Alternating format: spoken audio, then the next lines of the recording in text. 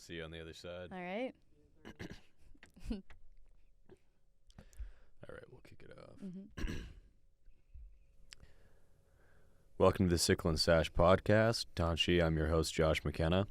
I live on the ancestral territory of the Musqueam, Squamish, and Tsleil-Waututh First Nations in Vancouver, BC. My family roots run deep in Treaty 1 territory of the Red River Valley in Manitoba. My family names include Carrier, Hamlin, Vandal, Parenteau, Landry, Laurence, McGillivray, and the unnamed Cree women that populate my family tree. Today we're here with our guest, Lucy Everett. Lucy Everett is Red River Michif. She grew up in and currently lives in Vancouver. She is a labor organizer and has a first-class honors in environmental studies from McGill University. Lucy? And I'm Josh's cousin. That's right. Tanshe Kiwao. My name is Lucy Everett. Some of my family, I'm Red River Métis on my dad's side of the family through my maternal grandmother.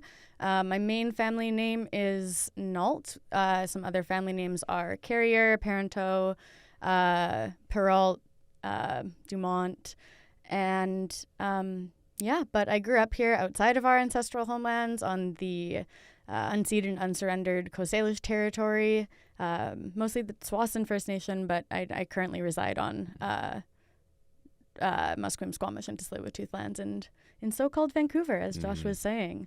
And I'm happy to be here. Yeah. Yeah, we actually both grew up on Tsawwassen territory. Mm-hmm. And, kind of our families knew each other sort of in passing and then realized we were all cousins, I don't know, a few years ago? Like two years ago, maybe? It's a funny story. So I don't funny. know. Well, today, Lucy, we're going to talk about kind of land sovereignty, land defending, climate justice, specifically Indigenous, Métis climate justice. So I'm thinking we can just hop into it. Cool. Right off the bat, what makes Indigenous land defense different from mainstream climate justice? Yeah, I mean, I guess I'll first kind of start by distinguishing mainstream climate justice from just the climate movement overall, and then go into the distinction there. But because I think climate justice is attempting to reckon with the root causes of the climate crisis and the way that the climate crisis disproportionately impacts marginalized and oppressed peoples who also have the least responsibility for the crisis and have gained the least from capitalist industrialization over the last 200 years, which is what has resulted in the crisis. So, that's the difference between the climate justice movement and just the kind of environmental movement writ large. Indigenous climate justice, what separates that, in my opinion, from the mainstream climate justice movement is the relationship to the land, and seeing the land and non-humans as our relatives is a spiritual dimension of the fight for climate justice from an Indigenous point of view that I don't necessarily think that the mainstream climate justice movement has incorporated that spiritual element into it. I think that there's a growing understanding of the importance of Indigenous leadership and Indigenous sovereignty and decolonization in the fight for climate justice, given the climate crisis, by the mainstream climate justice movement. But when it comes to why we do this, it's relational for us. As a result of the fact that indigeneity is inherently a relationship with the land, right? Mm-hmm. Across the world. That's what it means to be Indigenous, is to have a relationship with land, Mm-hmm. and then to be colonized and have that land colonized by an outside group, right? Mm-hmm. So, yeah, I think that's the main distinction. And when it comes to, and I know we'll get more into this later, but when it comes to what comes next, what comes after, like after we dismantle all of these systems that increasingly people are recognizing are the root cause of the climate crisis. What do we build to replace that? And I think that's where Indigenous people have the insight that the entire world needs when it comes to having that relationship with the land. And because you shouldn't exploit a relative. And so when you have that relationship, it becomes near impossible to over exploit in such a way that would result in the crisis that we're seeing now. And that's something that, yes, Indigenous people have obviously suffered the most from colonization, but everyone has suffered from colonization, including colonizers and settlers, largely through the disconnection from the land of their ancestors as well, by very different means. But, particularly in the context of Turtle Island and North America, a lot of the European settlers, people with European ancestry that are now living on Turtle Island, don't have that connection to their ancestral lands. And so what does it mean if connection to the land and spiritual connection to the land is going to be a crucial part of how we overcome what got us here in the first place? What does that mean for settlers that have no connection to their ancestral lands? I'm not saying I have the answer to that. It will probably look like different things, but I don't totally remember where I was going with that. Well, one interesting thing that I picked up on you saying there was, part of the main reason for me starting this podcast is to bring back our politics in the face of cultural imperialism, right? And just a refresher for everyone, cultural imperialism being the kind of push by colonial governments to just have Indigenous people just practice culture and spirituality, but strip us of any of the way that our politics intersects with that.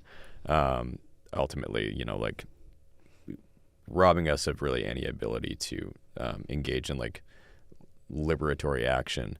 But it sounds, from what you're saying, it's kind of interesting because it sounds like the mainstream kind of climate justice movement is all politics, no culture and spirituality, almost. Yes, almost yes. A little bit of the reverse. And maybe that's a matter of, or just has come from kind of exclusion of Indigenous people up until more recently. I would agree. Which is kind of the roots of every kind of progressive movement. You can kind of see that across the board, exclusion of people on the margins. But it's interesting that it's totally lacking that aspect in a very opposite way. And I do really think that we need both. And different sections of different movements are lacking one or the other. And so I've been in spaces where it is predominantly settler spaces where there is no acknowledgement of the importance of the spiritual aspect of it, but also we can't pray capitalism away. We need the political material understanding of the world around us to be able to overcome what we see happening in real time. So it's not that one is more important than the other. It's just that we need both. And I think they're lacking in different areas in different places. So, I think part of the challenge for our generation is and part of the role that I think Métis people can play specifically is in bridging that understanding of the importance of both parts there, because we understand both parts. I just think that our people are really well poised to merge those understandings and analyses to forge a better future for everyone. Yeah, and even like from like a cultural standpoint, like it's really like it kind of comes down to a matter of like kind of integrating like medicine wheel teachings, you know, like just like kind of like finding that balance in like the action that you're taking, right? But yeah, more specifically on like us as Métis people, I've heard you say before that like we need to kind of like defend our land and land sovereignty like in a way that like our ancestors like always have. Can you like tell me a bit more about like what that looked like historically for us as Métis people? Yeah, absolutely. Our ancestors were land defenders, right? So I'm a direct descendant of Damas Carrier. I'm a direct descendant of Andre Nault. I'm a direct descendant of multiple people that were involved in the 1870 and 1885 resistances against the crown. And this is where I want to bring in a quote from Prison of Grass by Howard Adams. Great book. But he's basically saying here that in order to build the railroad across the prairies, Ottawa had to control the land that belonged to natives. As long as the Plains Indians remained strong and capable of defending their rights in their lands, they presented, together with the Métis, a formidable opposition to the imperialist dreams of Ottawa and London. So our ancestors were defending their sovereignty and way of life and land, and those are all one and the same for us. You can't separate the defense of Indigenous sovereignty from the defense of Indigenous land, because to be sovereign, you need land. And so, were our ancestors defending their land because they were concerned about climate change? No, probably, but the preservation of our culture is inherently tied to the health and well-being of the land. So in that sense, it's like, yes, because as Indigenous people, we are stewards of the land, and our ability to live on the land and have the land provide for us and be in that relationship with the land is dependent on our sovereignty of that land. And the flip side of that is that the Canadian government and settler colonial state needed to have, and this is still the case. This was how colonialism spread, but this is an active process. Ottawa and the Crown needs that land to be able to sustain the colonial project, and without that land, without that crown title, as they like to claim they have, Canada would cease to exist. And so that's going back to the comment about cultural imperialism. That's why they want Indigenous people to be to stay in the realm of culture, is because that enables Ottawa to continue controlling the land, which is necessary for the Canadian Crown's continuation, which is, as long as the Canadian Crown exists, Indigenous people will be oppressed by it. There's no such thing as Indigenous liberation while crown title is still being claimed by Ottawa. So I also think that, culture can be consumable as well, and that's part of why the state permits it, is because it can be consumed.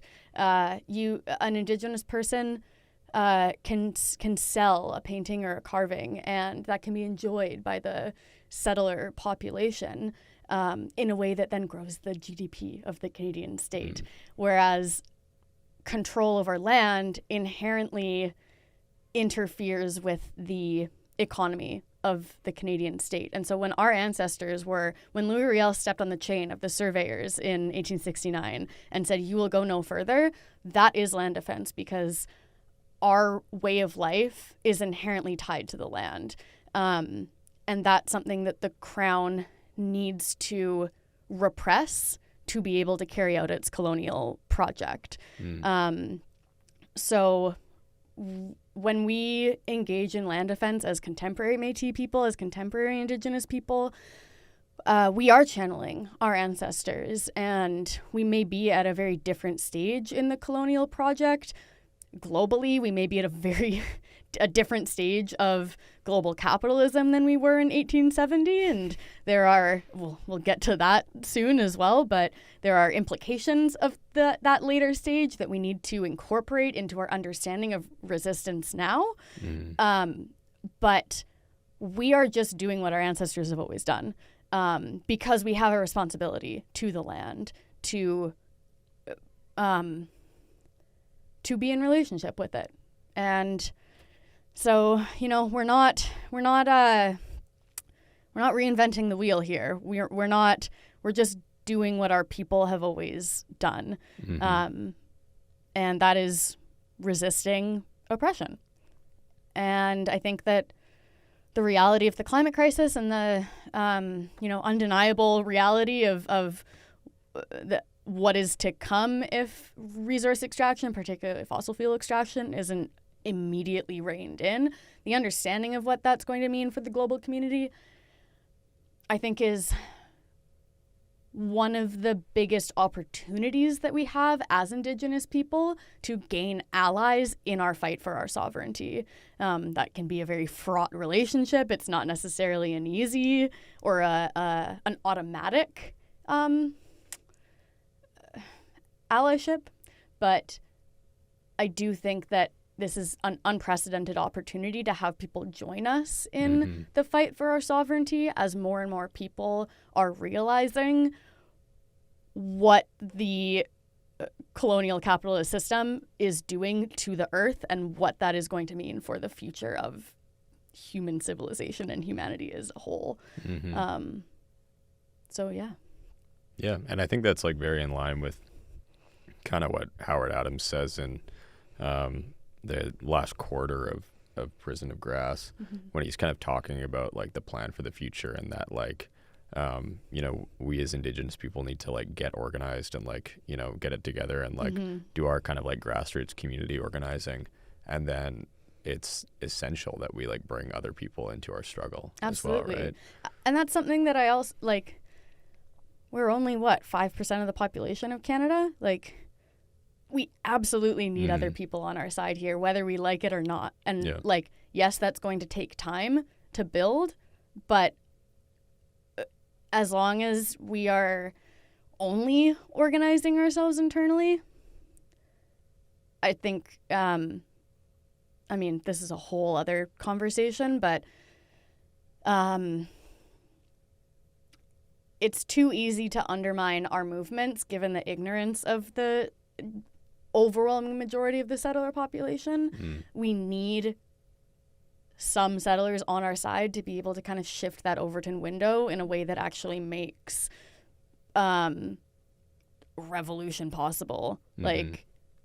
So I think that that ignorance is something that is necessary for Canadian identity, right?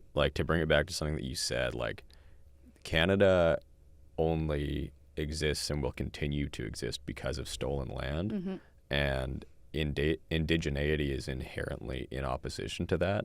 There's not those two inherently are clashing with one another in a very material sense, not just the ideological sense. This is a very material thing, right? And that's why they tried to get rid of us, and that's why there is this big push for exclusively culture and not a greater political awareness of what that means, right? And that, I think that sort of ignorance is taught because it allows for things to happen just sort of completely kind of paradoxical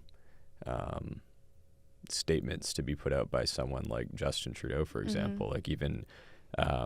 It was, I think, a week after he had the RCMP invading Wet'suwet'en that he was putting out a statement about Ukraine's sovereignty, and I was are you missing the disconnect here? So yeah, but it's it's tough to have like that kind of education when that sort of ignorance is so intentionally bred. Yeah. Well, and I think that, like, in particular for this conversation, what I'm thinking about is like band councils. I know we, as Métis people, we don't have band councils, but particularly as it relates to resource extraction, this is what I think of, because the majority of the settler population has zero understanding of the distinction between the band council and hereditary governance. The band council is a colonial institution mandated by the Indian Act that is, at the end of the day, accountable to Ottawa and the Crown and the Canadian state. And hereditary governance, or traditional governance, or whatever you may call it, depending on where you are, is the pre-colonial way of governing ourselves. And in some nations have retained that better than others, right? But what Ottawa loves to do and what resource companies love to do is fuel the confusion around the distinction between those two and enable the settler population to not understand that those are two very different things, because it allows the colonial project to continue, particularly as it relates to resource extraction. Because in like the case of Trans Mountain, and Coastal GasLink, actually both are very, very salient examples. Maybe Coastal GasLink even more because of the Delgamuukw decision. Like, even the Supreme Court of Canada acknowledged that the hereditary chiefs of the Wet'suwet'en Nation have jurisdiction over the entirety of their unceded territory. Band Council only has jurisdiction over the reserve lands. Hereditary chiefs have jurisdiction over all of it. Reserve lands are like 0.2% of the surface area, like 1/5 of 1% of the land. And with the Coastal GasLink pipeline, you have the hereditary chiefs unanimously opposed to the project, asserting their jurisdiction that even the Supreme Court of Canada has recognized. They're in a very unique situation insofar as the Supreme Court of Canada has actually recognized the title to their land rests with the hereditary chiefs, not the band council. That was in 1997. Like, that was 25 years ago. And you still have the Canadian government saying, no, look, we signed agreements, or Coastal GasLink, we signed agreements with these band councils, so we're good to go. Like, and then in the media, that gets conflated. The resource companies go to the media and say, look, we have agreements with all of these band councils. So the people that are protesting us are just vocal minorities. It's like, no, those are the people that have the title to the land that you're building this project on. And you hear settlers all the time talking about how, like, oh, well, there are these agreements signed. Like, it's a very, very pervasive misinformation that enables these companies to continue operating under business as usual.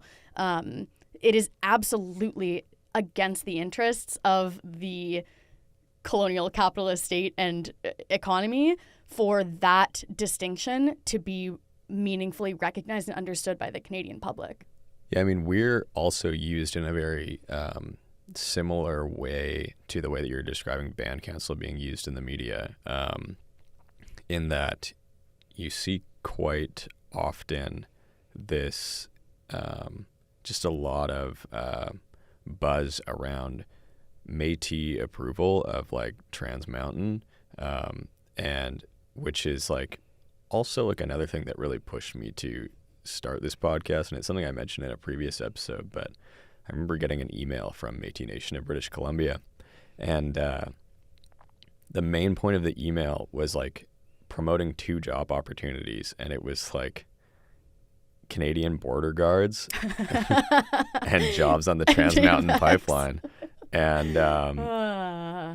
so that was like, when I was like, okay, it's like important that there is like vocal Métis people out there who are like acknowledging that we are putting out approval for things that we cannot approve because it's not our land. Like, we are getting wrapped up into the Indigenous Canadians' identity. Yes. But, I can't be sitting here in so-called British Columbia and being the Indigenous stamp of approval on something that's going to go through the land here. Exactly. And again, the majority of Canadians have zero concept of why that's an important distinction. Like, they don't know that, save for a tiny corner of northeastern BC, BC is not Métis territory.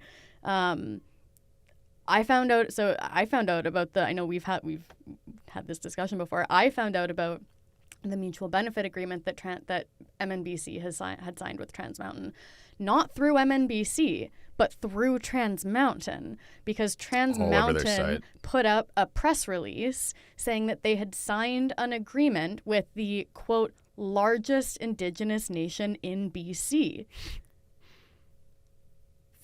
Can I swear here?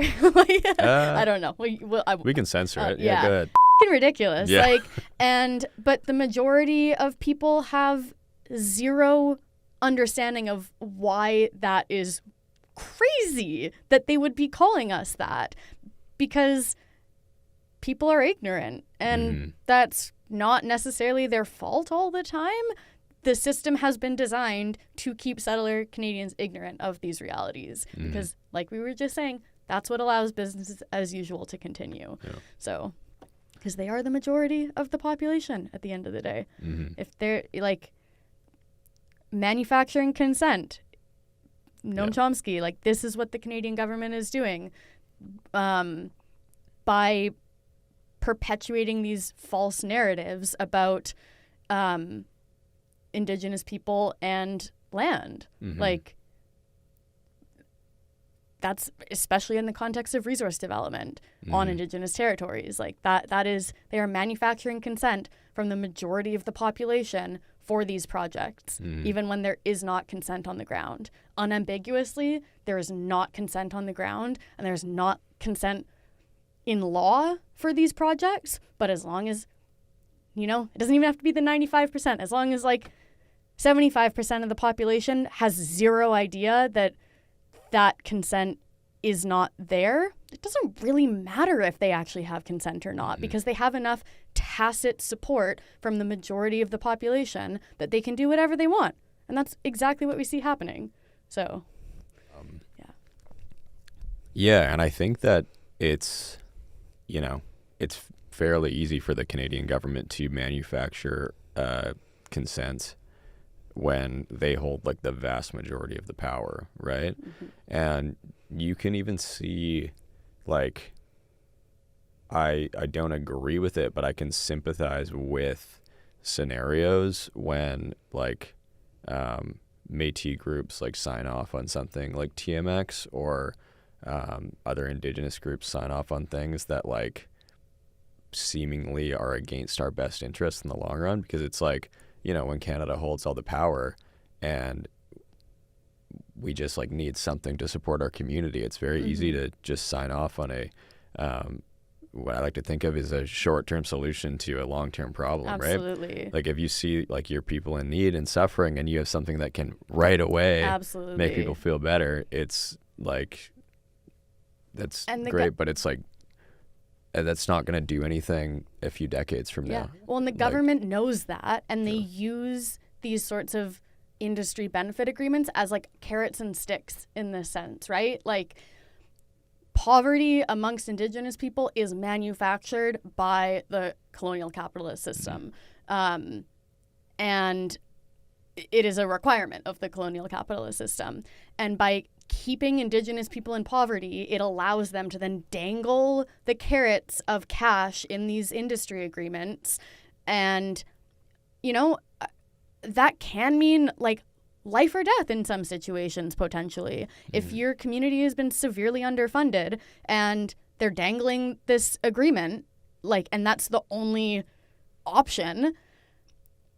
Again, the problem is not the groups that are signing these agreements necessarily. I mean, I can say MNBC is because I'm part of MNBC, so I have the legitimacy to say that. But I would never, pass judgment on a specific band council for signing an agreement, for example, because the problem is the Canadian state. The problem has been manufactured intentionally by the Canadian state to coerce bands into signing these agreements and coerce groups into signing these agreements. Poverty is a very coercive tool that can be used. And this is, Arthur Manuel has written about this. Like, poverty is a very, very potent form of coercion that the Canadian government uses to get Indigenous people to do their bidding. And then, you know, the Crown turns around and says, look, we have support from the natives, and people don't know what's actually going on. So, yeah. I think it's also like a tool as well to like try to convince people, and specifically like Indigenous people, that Indigenous capitalism is something that can work. And I think that can even like come back to the kind of like cultural imperialism and the appreciation of art and stuff like that, and like selling your things and everything. Like, I mean, well, I don't mean any shade by that. I love going to an Indigenous market. Oh, all the absolutely. time. Like, of course. Oh, I will drop a lot of money on beadwork. Yes. But you know, just the idea that if we engage in capitalism the right way, that that will be our liberation. But at the end of the day, right, like the scariest part about colonial capitalism all across kind of like Turtle Island and many other parts of the world as well is just that, like, as opposed to the way that capitalism and initial capital all went down in Europe, is that here our class system was developed on racism, right? With like Indigenous people inherently at the bottom, and and because pulling out prison of grass again. and because of that, right? Like, that is inherently how Canada's systems function and are built upon, and like that's not a structure that is going to be removed by us engaging in capitalism. Absolutely not. And it's, you know, you hear like red washing and greenwashing in this sense, two sides of the same, or not two sides of the same coin necessarily, but this, like, it is so convenient for the powers that be under the current system to convince us that we can overcome the oppression that they have caused us through their systems. And yeah, like, to what you were just saying, this actually this isn't Howard Adams directly. He's quoting L.B. Wright here, but he's saying the exploitation of Native people is not a sin, not essentially a problem of morals or of vice. It is a problem of production and of competition for markets. Here, then, are race relations. They are labor, capital, profit relationships.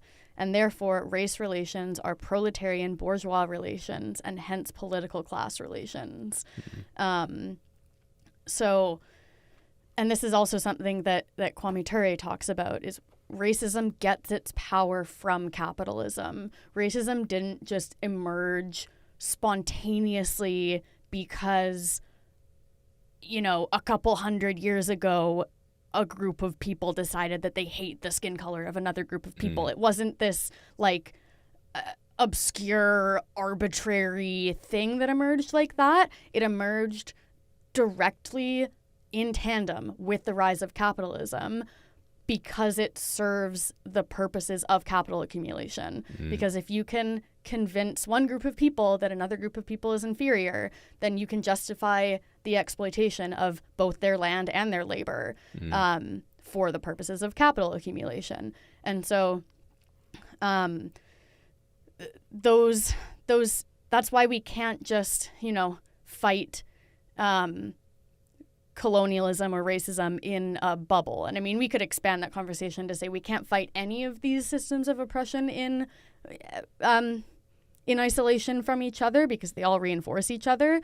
But particularly, we cannot address any forms of oppression without also addressing capitalism, because capitalism as the mode of production of how humans, the dominant mode of production across the world right now, of how humans have organized our institutions to produce the goods that are necessary for life, that is what gives the power to these other systems of oppression. And these systems of oppression wouldn't exist without the power that capitalism gives to enforce what that means. Like racism, because these are all material things, right? Like the material impacts of all of these different systems of oppression, for example, racism, is a result of denying people the necessities, the material necessities of life in various ways, however that functions. So if we're not tackling capitalism as the material driver of how all of these things work, again, Arthur Manuel talks about this when he's talking about, I don't think he mentions capitalism specifically, but basically like talking about how to deprive people of their subsistence is where this is when he's talking about the poverty stuff too. Depriving people of their subsistence is what enables oppression. If a people are self-determining and sovereign and have the means to support themselves, then it's much harder to exploit them. And so by denying various groups of people, the necessities of life and subsistence, that is how exploitation functions. So, you know, even if we had, like, say we had an equivalent, a proportional number of, like, Indigenous CEOs to the population of Indigenous people, which we don't right now. Like, say that out of the CEOs in Canada, 5% or whatever were Indigenous. Would that mean that colonialism has ceased to function? Probably not, because you haven't gotten to the underlying problem, which is the people being able to provide for themselves and their community and have self-determination. You still have exploitation in those, you know, Indigenous capitalism and green capitalism. Like, you haven't gotten to the root of the problem.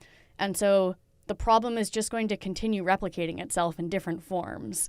And all we're doing is delaying the process of actually getting to the root cause of these systems of oppression and overcoming them when we believe that, oh, well,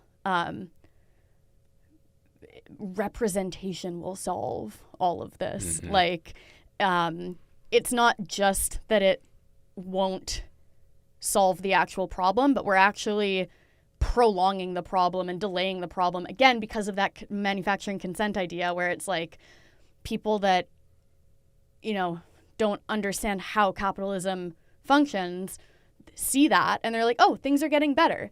We're good. We don't need, like, there isn't the antagonism that is necessary for revolution.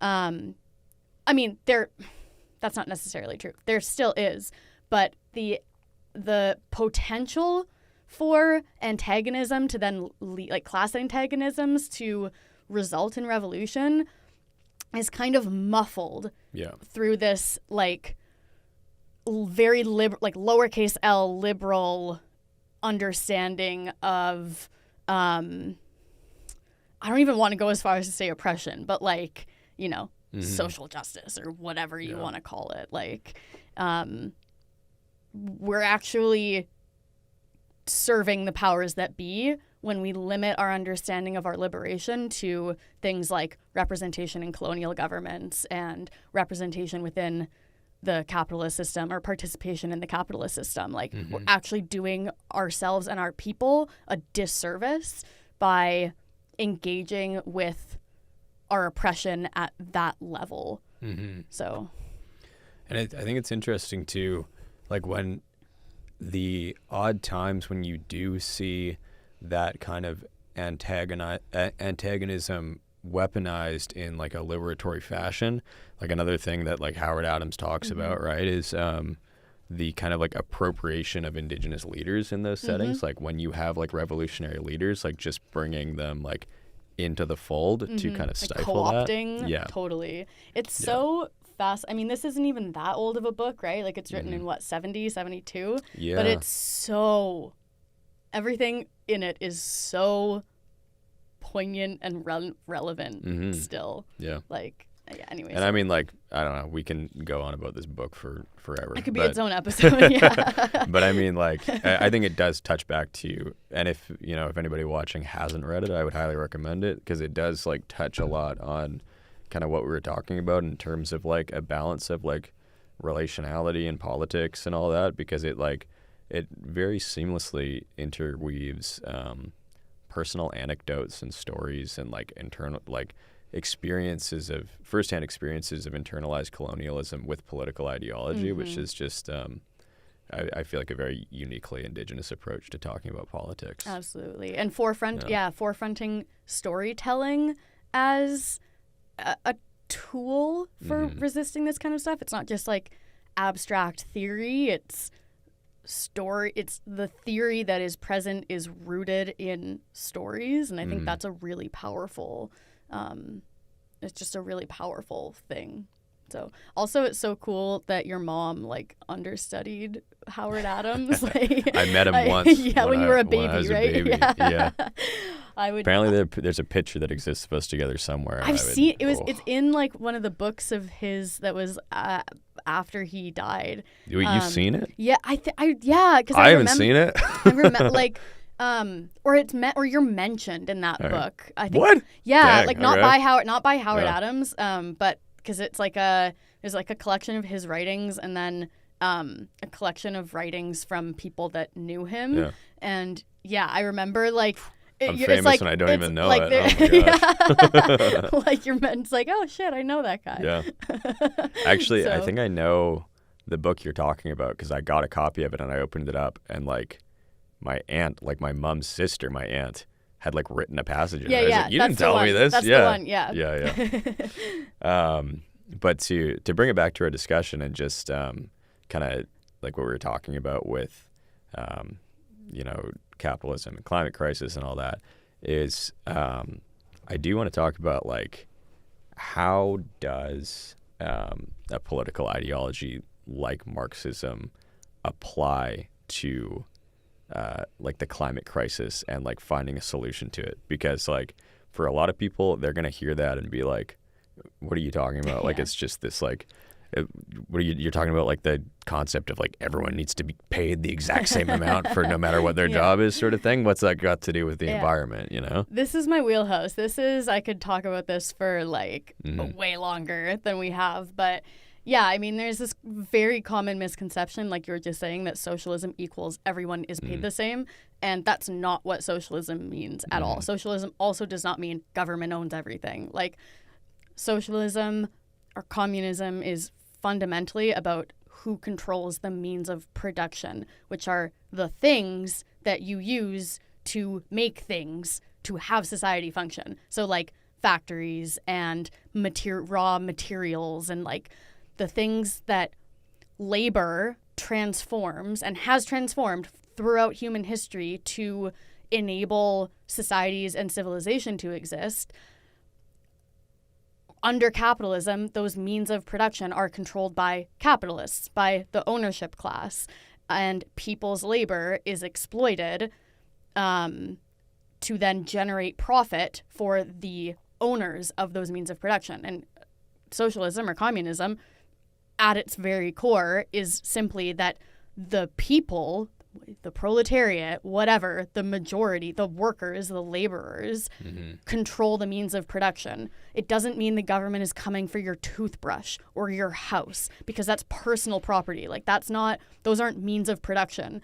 And I'm talking at a very theoretical level here, right? But like, so that's a very common misconception, I think. But when it relates to the climate crisis, you know, I'm going to make it very simple and lay it out just very bare bones. The bottom line here is that capitalism demands infinite economic growth.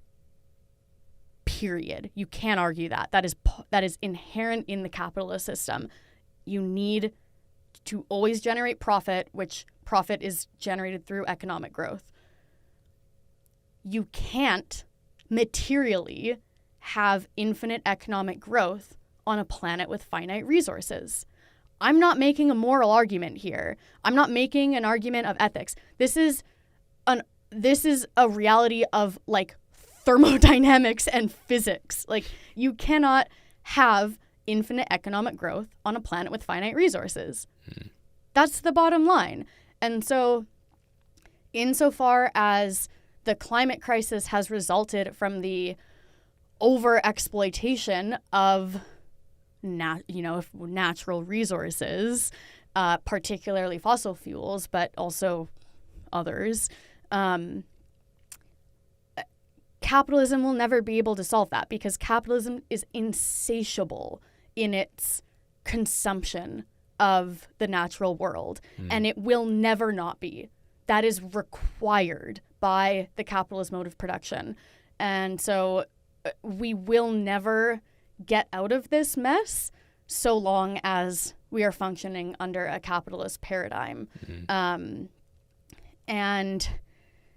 But it's interesting here in the sense that, like, classical, socialist doctrine or thought or philosophy or practice in the 20th century in particular didn't really, maybe wasn't forced to reckon with the reality of the climate crisis.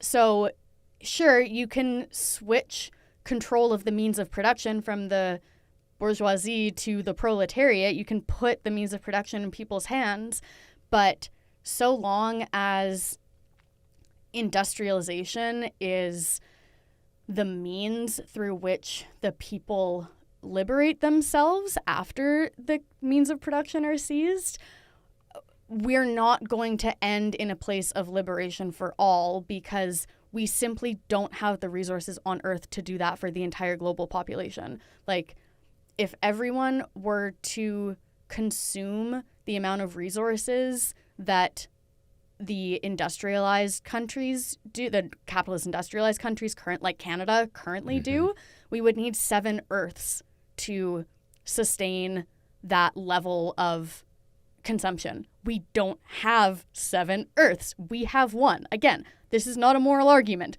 This is just facts. And so what I think, this is where Indigenous people have a crucial role to play in the transition about what comes next, because classical mainstream Marxist thought doesn't necessarily contend with that reality. Like, if we're just assuming that, there will be a revolution somewhere and the workers will seize the means of production, and then, as that continues to happen gradually, more and more countries throughout the world, more and more people will, through their self-determination, industrialize such that everyone's standards of living is raised and people are liberated. Like, we do not have the resources to do that in the way that, and that's something that it's not fair that the global North capitalist countries were the ones that benefited from this mass overconsumption of resources, but that is historically the way that it played out. And so we need to be able to move beyond this idea that self-determination for the proletariat will come through industrialization, because we just simply don't have the resources. And the more that we continue to overexploit the land and so-called resources, the more we fuel the climate crisis, which again impacts marginalized people first and worst. Like, when you have an increase in forest fires and floods and all of these, quote unquote natural disasters that are coming because of the climate crisis, that impacts working people first and worst. That impacts racialized communities first and worst, because those are the people that can't afford to move when those situations happen. So you have a forest fire that tears through a community. the CEO of the logging company that lives there has the money and capital because he has been taking profits from the workers and from the land to move from that situation and go somewhere where there isn't a forest fire or a flood. The people that have been exploited don't have the ability to move, or if they do have the ability to move, it's at what cost? Mm-hmm. So the cost is very, very, very real violence and suffering. It's estimated that by 2050, there's going to be however many billion climate refugees is what they're calling them, people that are displaced because of the climate crisis. So that results in unnecessary suffering. People's crops are going to fail, and that's going to seriously impact our global food supply. We're already seeing that happen. This isn't like a theoretical, like, this will happen. Like, this is happening. Mm. Grocery prices are insane here, and part of that is, yes, like price gouging from the CEOs of monopoly groceries in Canada, grocery conglomerates in Canada. Part of it is also the climate crisis. Like, crops are failing, you have less supply, and so food gets more expensive. Guess who can afford it? Like, so the climate crisis is inherently something that how are you going to have the working class organizing for revolution and seizing the means of production if there's no food on the table for anyone? Like, and again, that's already happening to some extent, but like this is going to get worse because of as the climate crisis accelerates. And so as we are looking forward into what comes next, that's also something that the left needs to contend with, is like, that's just not a reality anymore. And a big part of that is our global food supply. Like, we need to be able to, the amount of emissions that are the result of global trade, because there's no reason that in Vancouver I should be able to buy a papaya in January. Like, that's ridiculous. Because so much of we have our relationship to the land has been severed through colonialism, and insofar as we can't rely on the land to provide for us, we have to rely on the market, the global capitalist market as it is right now. And that in and of itself is a huge cause of emissions. Like, even just, again, the profit motive, like, economy takes energy. Period. Like, to say it simply. So let's use the clothing industry as an example. Like, this can apply across industries, but I feel like it's easier to kind of understand when we have like a specific industry that we can conceptualize. Clothing companies want to sell as many clothes as possible to generate as much profit as possible, because that is what capitalism demands. So they are going to produce as many clothes as they can sell. Like, fast fashion, we all know fast fashion is horrible quality. You end up buying way more than we need. It falls apart right away, and then you have to go buy more, right? Like, don't even look that good. No, like, and so that production of such a high, crazy level of output of clothes requires energy. Like, it requires labor and it requires energy. So when we talk about the exploitation of land in the capitalist system, I've been using the term resources for a lot of this, and that's like raw materials, right? Like, to make a cotton shirt, you need cotton, and you need someone to pick the cotton.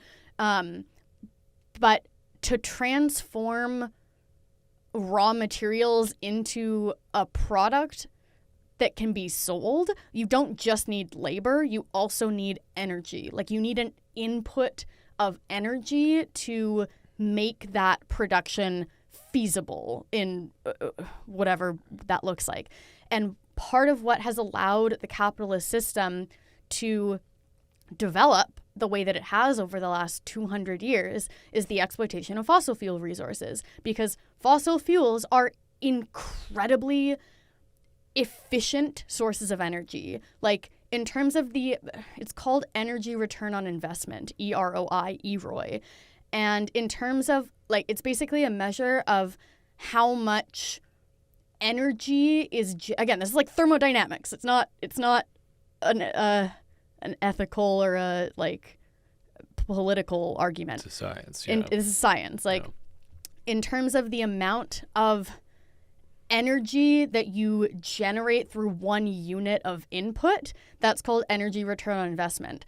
Fossil fuels have a very, very, very high energy return on investment, which means that you only need, per unit, it generates a ton of energy. And that energy is then harnessed for production purposes. So, and, you know, there are exceptions to that. It's not all fossil fuels. One of the biggest exceptions is bitumen, which is like Alberta's main energy source. Bitumen is one of the worst EROI of any energy source, not just fossil fuels. Like it actually has a negative return on energy return on investment. You need to put more energy in to extract a single unit that you get through bitumen. Like it's literally a negative relationship. Fossil fuels, like liquid crude oil, have a very, very, very high energy return on investment. So the exploitation of fossil fuels and the use of fossil fuels in the capitalist system over the last 200 years since the Industrial Revolution has enabled economic growth to the extent that it has developed in the last 200 years. And it's just a fact. Renewables have a lower energy return on investment. So if we need to switch off of fossil fuels as the climate crisis demands or face the demise of human civilization, and again, incredibly unnecessary violence and suffering, we need to switch to renewables. But that has a lower energy return on investment. So we aren't going to be able to, we literally won't be able to consume the amount that we have as when we switch off of fossil fuels. And whether it's under capitalism or communism or whatever system, like the amount of energy and resources that we are going to be permitted by the laws of thermodynamics to utilize in our economies is going to be less than it currently is. Because fossil fuels just have that really, really, really high efficiency with energy input and output. So where was I going with all of that? We were talking a lot about what Marxism has to do with climate justice and kind of moving off of capitalism and things like that. Right. Yeah. So yeah, I guess the take-home message, to kind of circle back to what I was saying before that, is just that whatever comes next needs to have a much less resource-intensive way of living and being and way of organizing our economies and our societies. And I think that Marxism has crucial tools in terms of analyzing the capitalist system, and we need to be able to analyze the capitalist system and the relationship between capital, labor, and resources to be able to overcome it. But in terms of what comes next, mainstream socialist theory has not, as far as what I've seen, like I'm sure there are exceptions and people working on this, but just in terms of, again, like the very mainstream kind of stuff, has not reckoned with the reality that like we can't just industrialize. Proletariat can't just industrialize the way that the capitalist countries did. We just don't have the earth to do it. So yeah. Yeah. I think, one thing I wanted to touch on, and I think you're kind of like you're somewhat addressing these points already, but perhaps you can like talk about it a little bit more directly as well, is And I think that you like especially touched on it with the idea of like we cannot move forward consuming as many resources. But I think like amongst a lot of the general public, there's more of a push for, and to also loop back where Indigenous people fit into this discussion, that in terms of like how to mitigate the climate crisis as well as kind of set relations right with the Indigenous peoples whose land the climate crisis is taking place on. The main push seems to be to push for like reconciliation and green capitalism. And I can't imagine that that is like what you would support, but I wonder if you can like maybe like just hit us with some of the main points as to what is wrong with that. Absolutely. So the climate crisis is inherently a political and economic crisis at its core, insofar as our politics and economy and society is what has created this crisis. Like, yes, obviously there's a material environmental, part of it, but I think there's a very common perception that we can innovate our way out of the climate crisis. We can develop green technology and that will solve it, whether that is electric cars or geoengineering, which is this batshit crazy idea that some people genuinely believe, where they're going to like shoot little mirrors into the sky to reflect the sun's light back into outer space such that global warming is reduced because some of the rays of sun aren't hitting the surface of the earth. Like, it sounds ridiculous because it is ridiculous, but that's a genuine proposal from some like very serious engineers at very big companies where they're like, oh, we will innovate this technology to get ourselves out of the climate crisis while maintaining the capitalist mode of production. We will just now make money off of renewable technology rather than, non-renewables. Or we will base our global economy around renewable technology rather than non-renewables. Because like we were saying with the clothing discussion, even non-resource industries are fundamentally dependent on fossil fuels right now because of the energy input needed for all of production. So, the thing is, and this is something that like mainstream politicians at the UN from smarter countries than Canada have recognized too. If the problem was one of technology, we would have solved it already.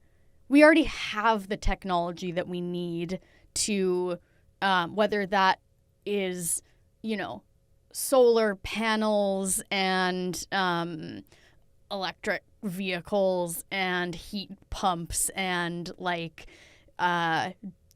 geothermal, even nuclear. Like, that's a whole controversial thing that I'm not going to get into here, but that is other people say that that's part of it. So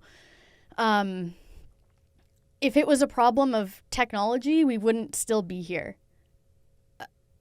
But this is a political issue. We do not have the political will, and I would, or the economic capacity under capitalism to move off of fossil fuels right now, because they generate so much wealth for the capitalist class and the ownership class that controls our institutions, including the government, state, media, whatever, like whether that's indirect or direct control. And so the problem is inherently that we don't have the political will, and our economic system does not allow for us to move off of these fossil fuel resources again, because of that really high energy return on investment, because they generate so much energy that is used, that the capitalist system relies on for that infinite economic growth, or in its pursuit of that infinite economic growth, moving off of it is not feasible under capitalism. So, like, the profit motive will always demand that we continue exploiting fossil fuel resources until quite literally there are none left. And, like, we are getting there. Like, we've actually already used up most of the world's fossil fuel resources. Like, non-renewable is a very literal term. It means that there is a finite amount. Like, so even if you're functioning under a capitalist paradigm, like, you have to contend with the reality that there's a finite amount of fossil fuel resources. Even if you see capitalism as, like, it will be around forever and endless, you still have to recognize that, like, capitalism can't rely on fossil fuels indefinitely. There's just not that much of it left. We've basically used up the world's supply in, like, 250 years.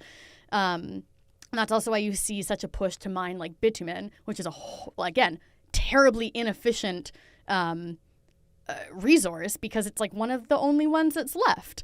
And so, what was I just saying? My train of thought. Anyways, yeah. So if we understand that our economic system doesn't allow for us to move off of fossil fuels, but we also understand that capitalism won't always be able to rely on fossil fuels, it's just like, why not make the switch now then? No matter where you're coming at this from on the political spectrum, like, why are we continuing to dig ourselves into this hole? And it's because capitalism functions on a quarterly basis. Like, capitalism is only capable of seeing 3 months into the future.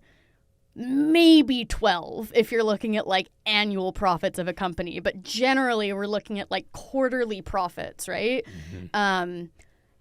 And now contrast that with 7 Generations teachings. Like, our people have been taught to always think with the next 7 generations ahead. And I don't think, to me, it's very important. It's not a coincidence. Like, 7 generations ago was the generation that was fighting in 1870 and 1885. So I am 7 generations from my ancestors that engaged in that resistance, and I feel this ancestral responsibility to then look 7 generations ahead as well. And that's why I'm doing what I'm doing. Like, that's why trying to do what we can to stop the onslaught violence of the climate crisis that we will inevitably see play out over the rest of our lifetimes is so important to me. But capitalism generally just is incapable of seeing that, because they function on, like, a quarterly basis. How many profits did our company make this quarter? What are we going to be able to give our shareholders in dividends this quarter or this year? You can't have that long-term planning under capitalism, because if capitalism was capable of that long-term planning, we wouldn't still see the exploitation of fossil fuel resources. Like, there is no economy on a dead planet. If we destroy human civilization, like, you can't have jobs and economies if there are no people, because humans wiped ourselves out because of all the fires and floods. Like, I think also the people who are in the positions to, like, make these very impactful decisions when it comes to actually, like, making a significant difference with the climate crisis, which is, like, the, like, billionaire corporation owners who are, like, responsible for most of the polluting of the environment, also just don't really care, because they're not going to see a time when it gets so bad that it starts to affect them or the people closest to them, because their capital will protect them until they're the last one standing, right? Absolutely. And this is also why solidarity with the working class, even in these industries, is so important, because like the people that are working in the fossil fuel industry, for example, the workers in that industry are not the ones that are responsible for this either. And workers in those industries often have pretty reactionary ideas when it comes to, like, you know, Indigenous people or just any sort of like marginalized group. But we can't, like, they are not our enemy at the end of the day. And if we can build and forge solidarity with the working class in those industries, that is going to be necessary to actually, like, overcoming the system. And we can't neglect that. And I see that happening on the left and in, like, environmentalist spaces in particular a lot, where it's just like, why are we wasting our energy, like, blaming the workers in these industries? Like, even if they have horribly reactionary, racist, sexist attitudes towards us, they're still not the enemy at the end of the day. And so we need to be able to, yes, like, challenge those ideas and that harmful rhetoric, but we have to see them at the end of the day as on our side in this fight. Because if we neglect that, then we've already lost. And yeah, anyways. I think, like, an important thing for people to understand as well, and this might go behind, like, some of the thinking of, like people who, like, work in the fossil fuel industry is kind of like an example of this on, like, a smaller scale. But, like, it is impossible for us to exist in the way that the world and the way that Canada, like, currently functions. It's impossible for us to exist outside of capitalism and not have to play into it somehow. Yeah. That doesn't mean that we shouldn't actively resist it and seek to undermine it. Like, I feel like it's an argument that you hear all the time where it's like, well, you make money and you go buy things and you do this that supports the, like, you know, it's you like, have a phone and a car, like, yeah, how can you be yeah. So, like, it's impossible to exist outside of that, in the same way that it's also impossible for us to exist outside of colonialism in the way that the world functions right now. Like, and I think a lot of people would understand that more as, like, but of course we are still going to resist colonialism and seek to undermine that, right? And the two do go hand in hand. Like, I think it's something that you've touched on a little bit, but, like, I would assume you believe that that the climate crisis is inherently tied to colonialism and capitalism. Oh, absolutely. Correct? Yeah. I mean, that's, like, I guess I didn't really say it directly when I was talking about it before, but, you know, where I was that's where I was going with this, is it's not a technological problem. It's a problem of, you know, when I'm saying politics and economy and society, I should be more specific about what I mean with that, and I mean capitalism and colonialism. Like, the reason that capitalism is the dominant economic system and mode of production around the world is the result of colonialism and imperialism. And, you know, what's the distinction between colonialism and imperialism? I don't know if we need to dive into that, but these are the root causes of the system, of the way that our society and our economy and our politics function. And so if we don't tackle the root causes, we're just going to get the same problems, but in a different form. And then we're going to have to deal with those problems. And, like, we're just wasting time because now we have to understand the new ways that the problems are manifesting. So yeah, I mean, this is like, and this is the last time that I'll pull out this book. I'm never going to get sick of it, so feel free to open this many times as you want. So, this is like, again, I think a lot of the settler population has a very difficult time understanding the world beyond the colonial capitalist system. Like, unless you're, actively engaged in leftist political thought, it's like a lot of people can recognize that there are major problems with the way that the world functions, but struggle to conceptualize of what else might exist or what else might be possible. Like, and that's, I think, where a lot of the what's the word I'm looking for? I don't know.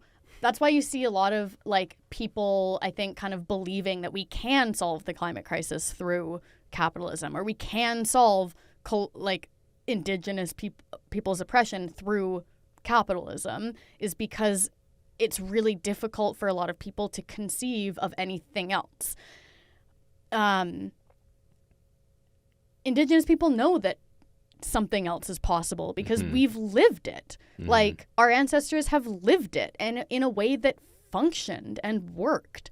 Yeah, and I think that's like a really common thing with capitalism, or a common like rebuttal to people who like kind of talk about anti-capitalist things, is like, well, what else are we going to do? And it's like, there's not a completely clear path forward, but it doesn't mean that we shouldn't attempt to conceptualize it and like talk through different models or understandings, right? Yeah, absolutely. And our people have lived this way before. And when we talk about like decolonization and land back and sovereignty and self-determination and whatever, it's not to say that our intention is to return everything exactly the way it was pre-colonization. Like, we can utilize modern technologies in what comes after. But on the economic and political side of things, we know that alternatives are possible, and not just that they're possible, but that they work, because they worked for us before colonization. So this is, again, Howard Adams. I think this kind of illustrates exactly what we're talking about very succinctly here. He says, before the arrival of Europeans, Indian society was governed without police, without kings and governors, without judges, without a ruling class. Disputes were settled by council among the people concerned. Indian government was neither extensive nor complicated, and positions were created only to ensure effective administration for a given period of time. There were no poor and needy by comparison with other members, and likewise no wealthy and privileged. As a result, on the prairies there were no classes and no class antagonisms among the people. Members of the community were bound to give each other assistance, protection, and support, not only as part of their economics, but as part of their religion as well. Sharing was a natural characteristic of life. Each member recognized their responsibility for contributing to the tribe's welfare when required, and individual profit-making was unknown. Everyone was equal in rights and benefits. So, we know it's possible. Mm-hmm. And it would be such a beautiful thing for that to be the dominant mode of living across the world. And obviously it requires a very local, community-based kind of economy. It's not to say that there will be one global economy that functions this way. That's not really possible. It will be geographically specific and culturally specific, depending on that geography. But we know that it's possible. And back to kind of what we were talking about at the beginning, like, Marx in his early writings acknowledges that, like, I think he references the Haudenosaunee Confederacy specifically, saying, like, this already exists. Like, communism isn't some just theoretical, like, fairy tale. Like, Marx specifically references Indigenous communities as a living example of what he's talking about when he describes communism. And, like, I get that there's a lot of kind of hesitation in some Indigenous spaces to, like, refer to our ways of life as communist, because there's this idea that, like, communism is a white thing. I've heard that many times. But to mention Kwame Ture again, like, he is talking about the Black community, but I think it's very relevant in Native communities as well, where he's talking about how he's experienced running into this kind of argument of, like, well, I'm not a socialist because socialism is the white man's thing. And what Kwame Ture says is, like, Marx didn't invent communism the same way that Isaac Newton didn't invent gravity. Like, you can drop something and it is going to fall at a specific rate regardless of whether or not Isaac Newton had described how that works. Like, because gravity is a law of the world. It is just a reality. And he didn't invent it. He just recorded it, and he observed it, recorded it, and described it. That's also what Marx did with capitalism and communism. He didn't invent it. He just observed it and described it. And, you know, so to say that it's a white man, we're not going to engage with socialist thought because it's a white man's, like, thing, is to discredit what is a very useful set of tools for understanding the way that that colonialism has proliferated. Like, we need to understand capitalism to understand why colonialism is functioning the way that it is functioning. And if we refuse to engage with Marxist analysis because Marx was a white guy on that basis, then we're missing a big piece of the puzzle. And that's, you know, I see a parallel here with, like, Marxist feminism. Like, just because Marxism isn't perfect doesn't mean that it's useless, and doesn't mean that we shouldn't engage with it. Like, sure, Marx missed a lot of things. Like, obviously, he's one dude. But just because there was a lot missing from his initial analysis doesn't mean that we should just discredit the very real contributions that Marx and Marxist scholars since him have contributed to our understanding of the way that capitalism functions.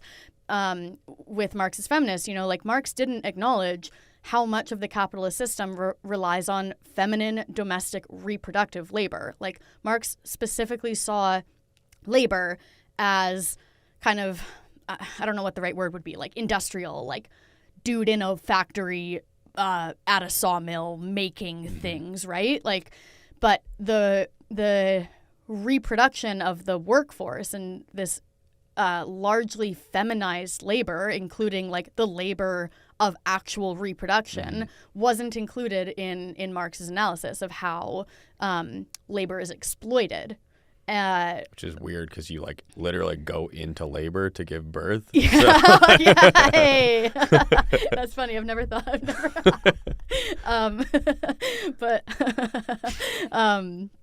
you know, it's like, so because I've also heard that from some, like, mainstream Marxists, where it's like, oh, well, it's, you know, people call it class supremacy or whatever. It's where it's like, oh, well, we just overthrow capitalism and all of the other systems of oppression will magically, like, disappear. And it's like, no, like, and part of that is because, you know, Marx didn't include feminized labor as part of his analysis of labor.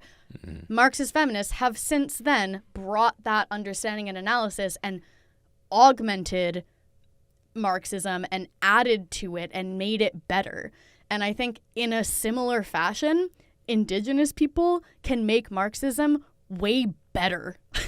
I mean, there's than already it like is. even like extensive literature that on Indigenous Marxism, right? Absolutely. And like, so yeah, it's not to say people aren't doing this. There are lots of people doing this, but I guess just to try to address this, like, or deconstruct this idea that I've heard where it's like socialism is the white man's thing. It's like, no, it's not.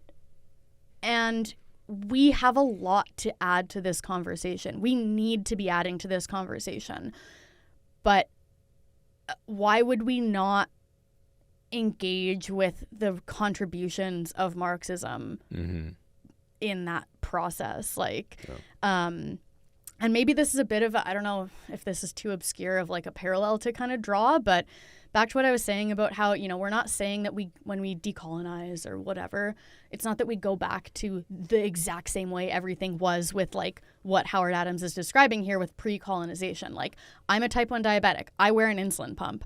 I would not have survived past the age of 2 if it wasn't for the Western medicine and the creation of synthetic insulin in 1921 by Frederick Banting. Like, I would have died when I was 2 years old. So I would like to go back to Indigenous politics and governance and societies and still wear my insulin pump. Like, and so it's, in terms of what's the best path, like in terms of collectively determining our future, we need to take the best from everything.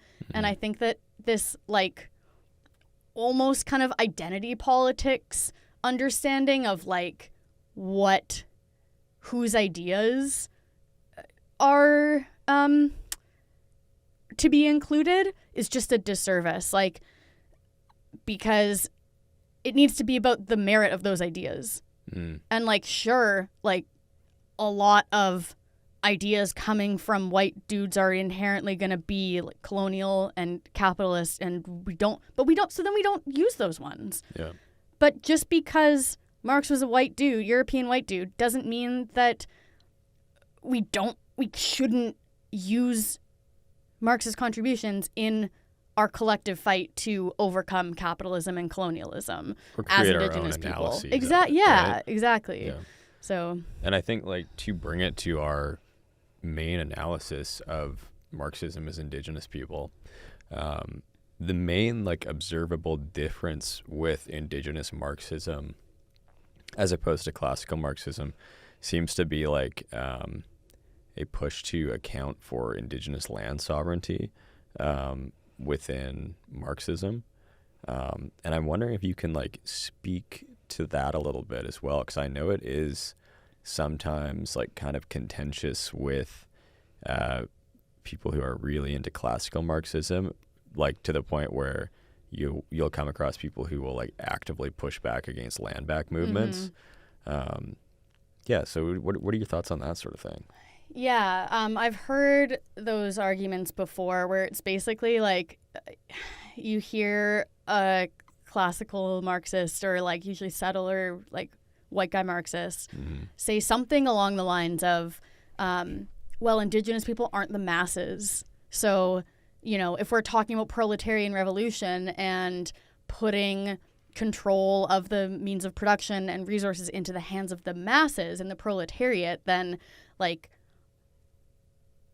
well, Indigenous people aren't the masses. You're only 5% of the population. So if you have control over your land, then that's inherently at odds with the proletarian revolution. Like, that's the line that I've heard, which is crazy. That's BS. Like, and so what I would just say to that, it's also like, I do think it's a smaller section of kind of class. Like, I think many mainstream Marxists do recognize the importance of self-determination of peoples and like national, whether those are Indigenous peoples or just like people overall, like revolutionary nationalism and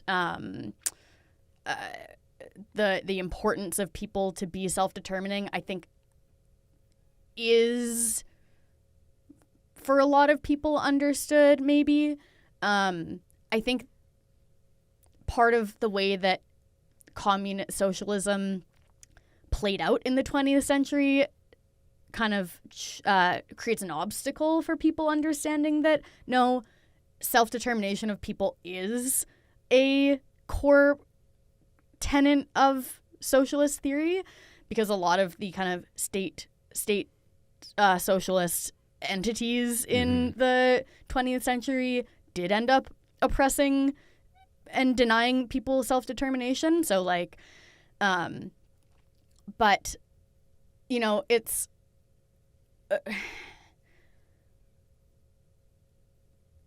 people's self-determination, including that of Indigenous nations, is to me an indispensable, inalienable component of what comes next under socialism. Like, it's and that, you know, what does that look like in the specifically settler colonial countries or places, I think is something that is to be determined. Like, what does it mean to have the means of production controlled by the proletariat on lands where settlers comprise 95% of the population? Like, I'm not gonna claim that I have a perfect solution to that question, but it's something that needs to be reckoned with and like incorporated into our understanding of revolution and freeing ourselves from the shackles of all of these oppressive systems. And so, you know, it's also why us knowing our culture and practicing our culture is so important, because if people are going to live on our lands under a different system, we need to be able to enact that system and invite the non-Indigenous population to live under that system as well. And so, you know, what Howard Adams is talking about with like no class antagonisms here, no police, no all of that stuff from that section that I just read, to me, one of the biggest questions for our generation is, how do we scale that up given how many people live here now and given where we are in the development of global capitalism? Like, how do we take this? Because it's probably going to look very different. Like, I do believe we can return to this, but how do we do so with the number of people not from our communities here now? What does that look like? What does that look like for people like us that aren't living on our homelands, right? Like, so perhaps more questions than answers, but what I'm certain of is that it's not something that can be ignored or brushed off, and it's certainly not something that can be actively undermined in the name of like communist revolution, because isn't the whole point liberation? So, like, I'll just leave it at that. Yeah, if we are striving for a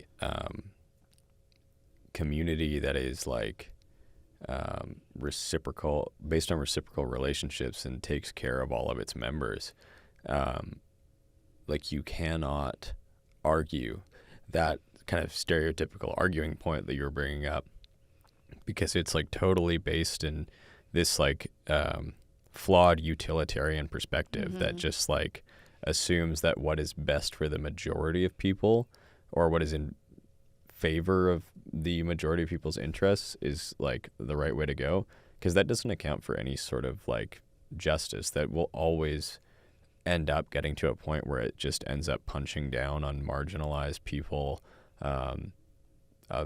of all different kinds, you know. And it's like, what you are looking at with that sort of thing is more of a dystopian, almost dictatorship type society in the future, if you don't have that sort of like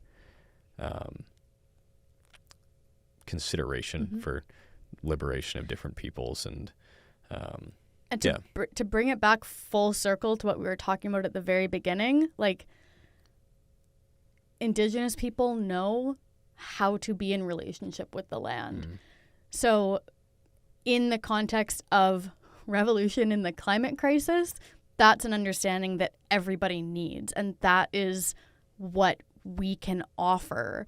So to say that, well, just because Indigenous people aren't the majority here means that they should have no right to their land, is to ignore the fact that exploitation, let me not even say exploitation, entitlement to the land is hardwired into European, colonial, Western ways of being and seeing the world.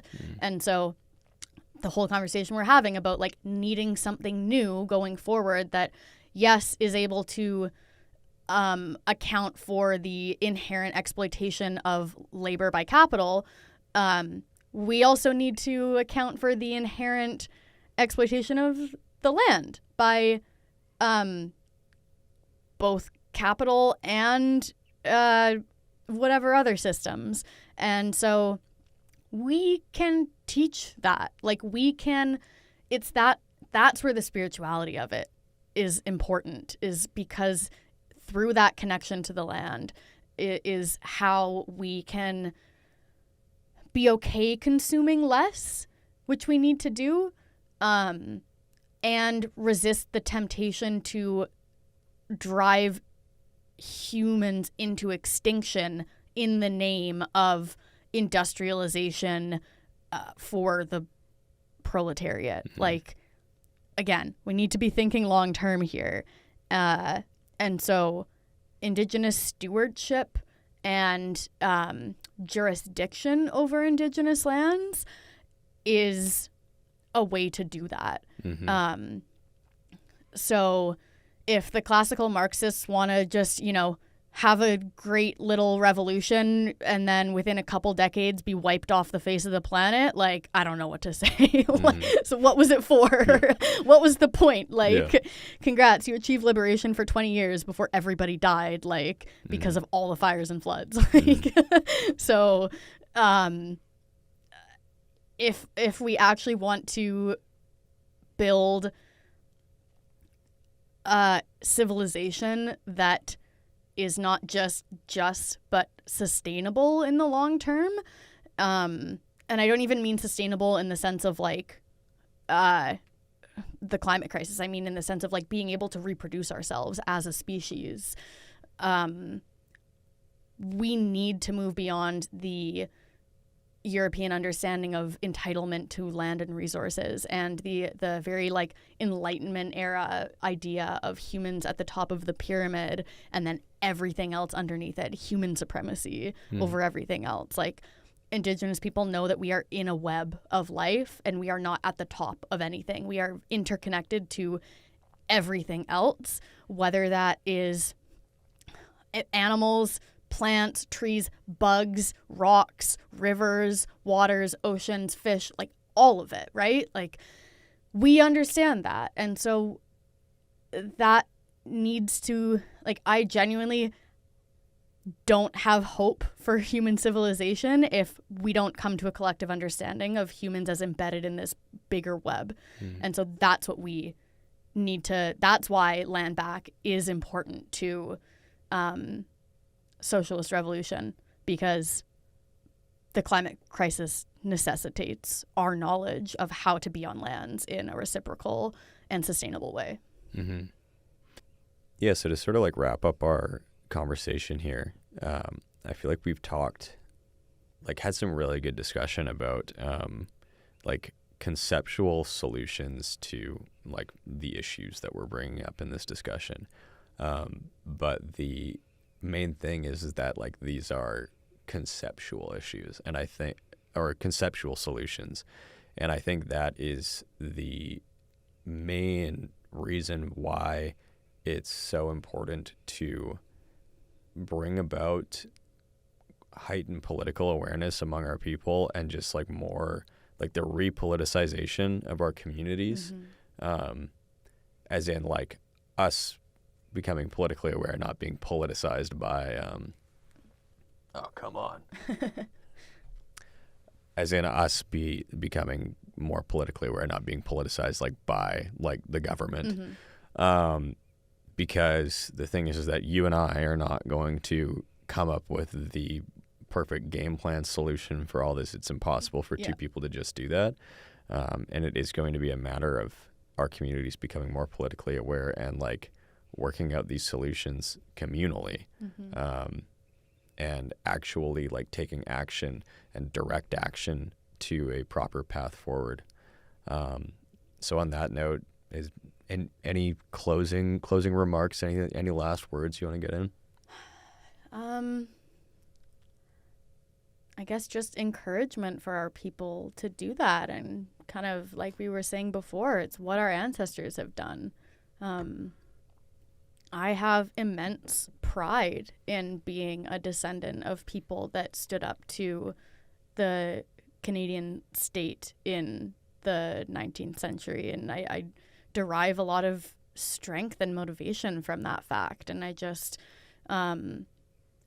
I encourage our people to remind ourselves that our ancestors died fighting this, and to engage with the colonial state in a way that doesn't fundamentally challenge it is to do a disservice to what our ancestors fought and died for. Kind of on that topic of like, state-led reconciliation, and participating in cultural imperialism in that way, and trusting that the state has our best interests at heart when it comes to so-called reconciliation. If we're not fundamentally challenging the state itself, which includes capitalism, then we are doing a disservice to our ancestors that died fighting this. And so it's an amazing thing to be Métis, to be Michif, to be Otipemisiwak. Like, I love being Otipemisiwak. And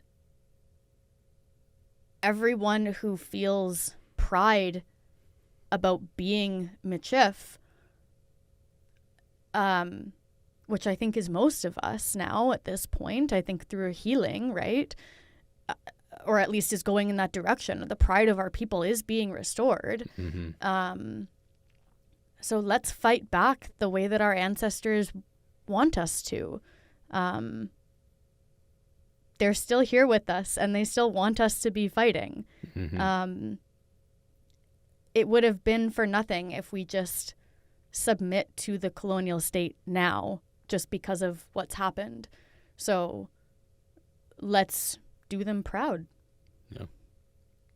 That's it. That's a great spot to leave it. Well, thank you very much for coming in today, Lucy. Thank you for having me.